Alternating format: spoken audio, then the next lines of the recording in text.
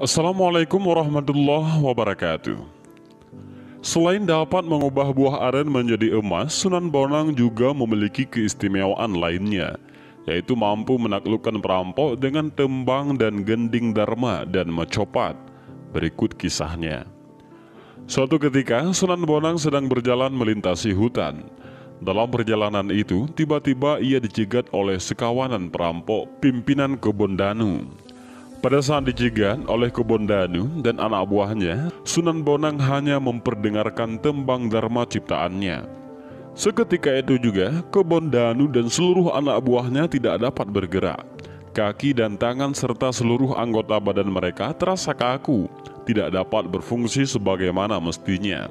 Oleh karena itu, para perampok tersebut tidak dapat berbuat lain kecuali berteriak meminta ampun kepada Sunan Bonang. "Ampun, hentikan bunyi gemelan itu, kami tak kuat," teriak Kebon Danu bersama anak buahnya. "Gending yang saya bunyikan sebenarnya tidak berpengaruh buruk terhadap kalian jika hati kalian tidak buruk dan jahat," kata Sunan Bonang. "Ampun Kanjeng Sunan, kami menyerah, kami taubat, kami janji tidak akan melakukan perbuatan jahat lagi." Tapi, tiba-tiba Kebon Danu ragu meneruskan ucapannya. "Kenapa Kebon Danu? Teruskan ucapanmu," ujar Sunan Bonang. "Mungkinkah Tuhan mengampuni dosa-dosa kami yang sudah tak terhitung lagi banyaknya? Kami sudah sering merampok, membunuh, dan melakukan tindak kejahatan lainnya," jawab Kebon Danu. "Pintu taubat selalu terbuka bagi siapa saja. Allah itu Maha Pengampun," ujar Sunan Bonang.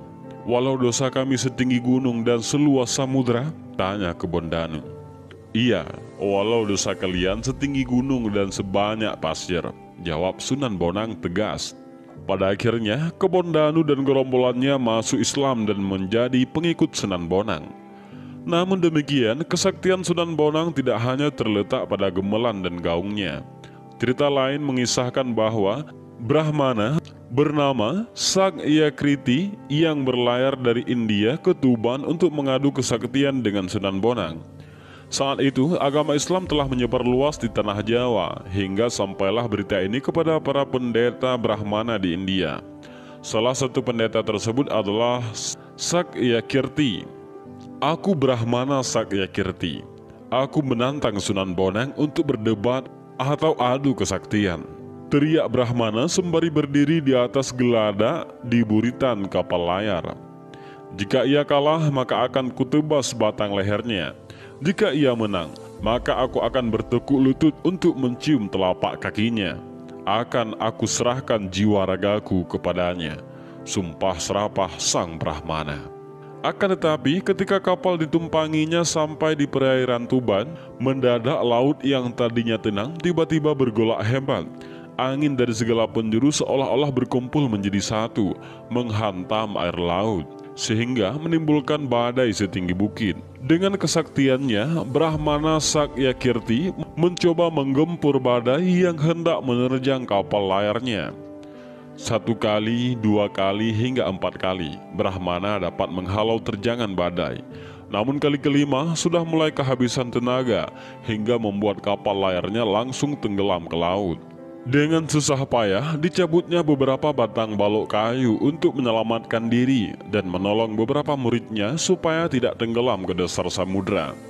Walaupun pada akhirnya, Brahmana Sakyakirti dan para pengikutnya berhasil menyelamatkan diri, kitab-kitab referensi yang hendak dipergunakan untuk berdebat dengan Sunan Bonang telah tenggelam ke dasar laut. Namun niatnya untuk mengadu ilmu kesaktian dengan Sunan Bonang tidak pernah surut. Brahmana Sakyakirti dan murid-muridnya telah terdampar di tepi pantai yang tidak pernah dikenalnya. Ia tidak tahu arah untuk mencari Sunan Bonang. Pada saat hampir dalam keputusasaan, tiba-tiba di kejauhan ia melihat laki-laki berjubah putih sedang berjalan sambil membawa tongkat. Brahmana Sakyakirti dan murid-muridnya segera berlari menghampiri dan menghentikan langkah orang tersebut. Lelaki berjubah putih itu menghentikan langkahnya dan menancapkan tongkatnya ke pasir. "Kisana, kami datang dari India hendak mencari orang bernama Sunan Bonang. Dapatkah Kisana memberitahu agar kami bisa bertemu dengannya?" tanya Brahmana. "Untuk apa Tuan mencari Sunan Bonang?" tanya lelaki itu. "Akan saya ajak berdebat tentang masalah keagamaan," jawab sang Brahmana. "Tapi sayang, kitab-kitab yang saya bawa telah tenggelam ke dasar laut. Meski demikian, niat saya tak pernah padam. Masih ada beberapa hal yang dapat saya ingat sebagai bahan perdebatan," lanjut Brahmana Sakyakirti. Tanpa banyak bicara, lelaki berjubah putih itu mencabut tongkatnya, dan tiba-tiba air tersembur dari bekas tencapan tongkat tersebut, dan air itu membawa keluar semua kitab yang dibawa sang Brahmana. "Itukah kitab-kitab Tuan yang tenggelam ke dasar laut?" tanya lelaki itu. Kemudian sang Brahmana dan pengikutnya memeriksa kitab-kitab itu. Dan setelah dicek, ternyata benar kitab-kitab itu adalah miliknya. Berdebarlah hati sang Brahmana sembari menduga-duga identitas asli sosok lelaki berjubah putih tersebut. Sedangkan para murid sang Brahmana yang kehausan segera meminum air jernih yang memancar tersebut. Brahmana Sakyakirti memandangnya dengan rasa khawatir. Ia khawatir jika murid-muridnya itu akan segera mabuk karena meminum air di tepi laut yang pastilah banyak mengandung garam. "Segar, aduh, segar ya," suruh murid-murid sang Brahmana. Brahmana Sakyakirti termenung. Ia bingung karena air di tepi pantai terasa segar. Kemudian ia mencicipinya sedikit dan ternyata memang segar rasanya. Rasa herannya semakin menjadi-jadi, terlebih jika berpikir tentang kemampuan lelaki berjubah putih itu yang mampu menciptakan lubang air yang memancar dan mampu mengeluarkan kitab-kitabnya yang telah tenggelam di dasar laut. Sang Brahmana berpikir bahwa lelaki berjubah putih itu bukanlah lelaki sembarangan. Ia mengira bahwa lelaki itu telah mengeluarkan ilmu sihir. Pada akhirnya, ia menganugerahkan ilmunya untuk mendeteksi kebenaran tentang dugaannya. Dan setelah mengarahkan segala kemampuannya, ternyata semua yang dilihatnya bukan ilmu sihir, melainkan kenyataan. 1000 Brahmana yang ada di India pun tidak akan mampu melakukan hal itu, kata Brahmana dalam hatinya.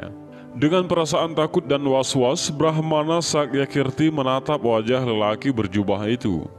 "Mungkinkah lelaki ini adalah Sunan Bonang yang termasyhur itu?" gumamnya.